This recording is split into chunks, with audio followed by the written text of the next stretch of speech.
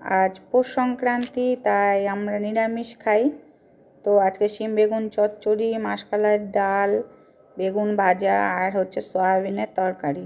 তো সয়াবিনটা পুরো আমি নিরামিষভাবেই করেছি। আদা জিরে লঙ্কা আর একটু কাজু আর একটু টমেটো বাটা এই দিয়ে আজকে সয়াবিনটা করেছি।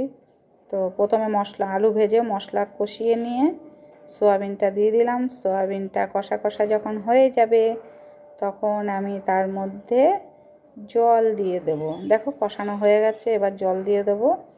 তো এই দেখো জল দেওয়ার পরে এই অবস্থায় এসছে। এবার আমি ফুটতে দেব এটাকে। ফুটে যখন প্রায় অর্ধেক হয়ে যাবে তখন নামিয়ে দেবো, কেননা একটু ঝোলঝোলই রাখবো, খেতে ভালো লাগবে। তাহলে এই দেখো কাঁচা লঙ্কা বেশি দিয়েছি বলে হলুদ হলুদ লাগছে দেখতে। তো বন্ধুরা, কেমন হয়েছে বলো আমার আজকের রেসিপি। পৌষ সংক্রান্তিতে সবাই পিঠে পায়েস খাও। ভালো থাকো, টাটা।